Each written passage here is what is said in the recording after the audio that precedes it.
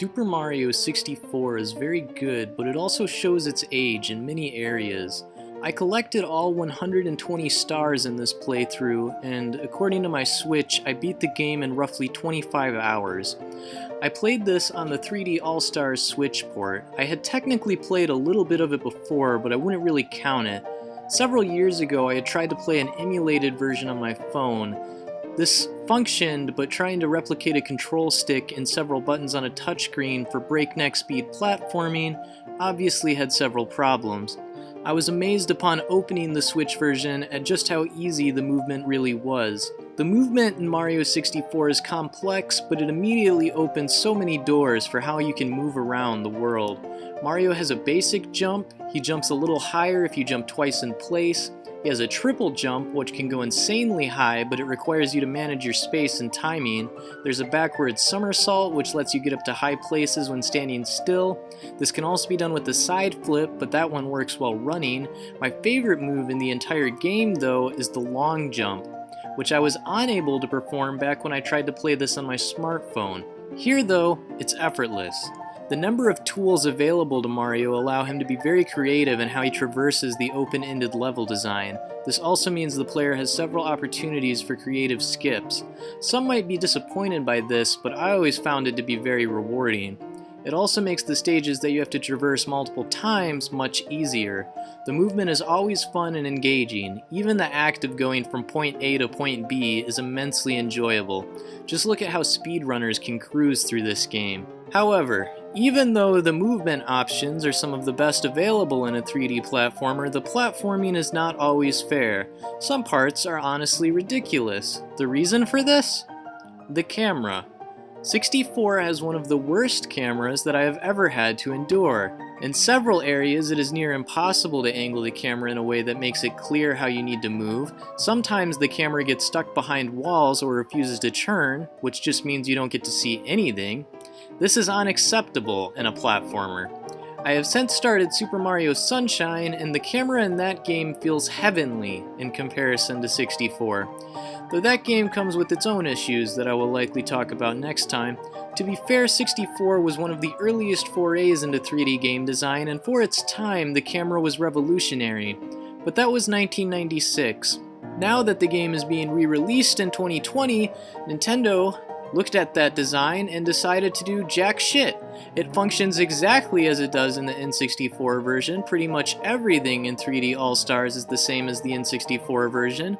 Button prompts have been changed, and there are some cool new loading images for when you first boot up the game, but that is literally it. The game opens outside the castle.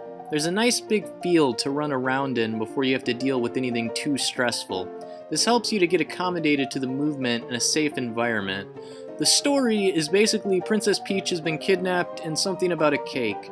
There's not much for story in the game, but I don't think that's what most people really come to Mario for. They come to Mario for an insane toy box of delightful surprises, and 64 definitely succeeds on this front.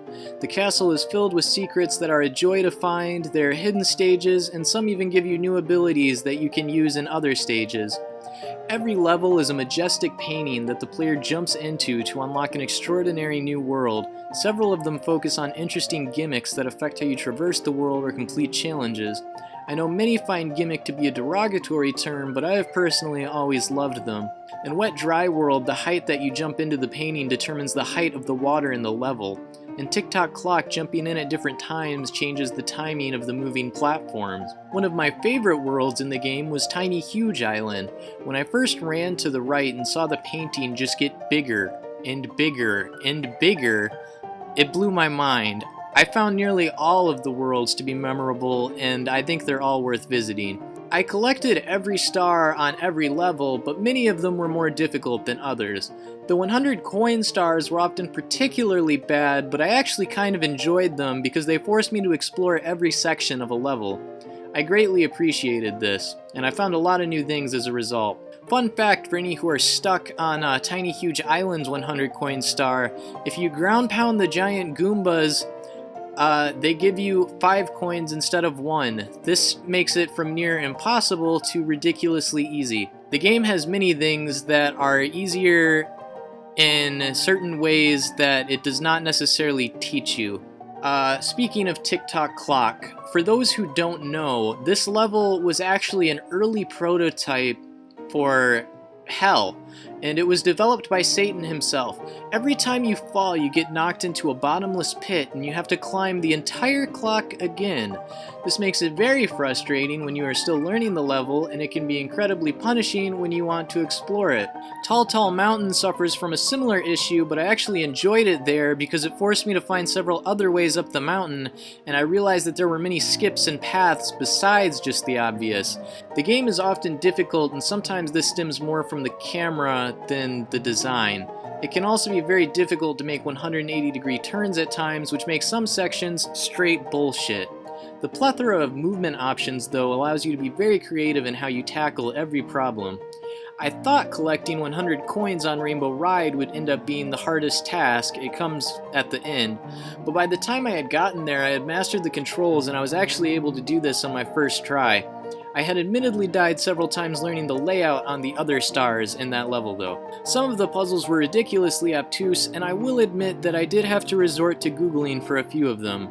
There are also times where a star may be unavailable until after you beat Bowser and the stage changes slightly, but the game does not really tell you when this is the case. I collected every star that I could as I went along, and this unfortunately led to me missing out on one of the game's most iconic moments. I collected my 70th star on the second Bowser stage, and I received a message that said the mystery of the Eternal Stairs had been solved. However, I had unfortunately not visited them yet.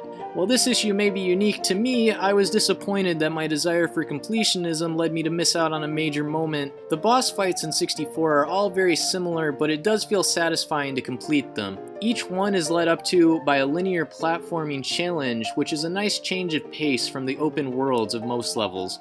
All three boss fights center on grabbing Bowser's tail, spinning him around, and then throwing him into a spike bomb. I actually struggled with getting the timing of the throws in the first two fights, but once I found it, I never missed again. The final boss only took me a single try, and I didn't miss any of the throws.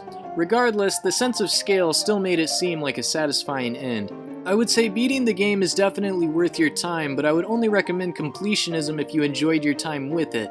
Getting all 120 stars merely unlocks a quick visit to Yoshi, who gives you 99 lives and a message that Nintendo couldn't even be bothered to check for typos. Also, you unlock Luigi. While some stars are made difficult by the poor design of the camera, the game allows you to pick and choose which stars you want to go for, and only 70 of them are needed to win, at least without glitches.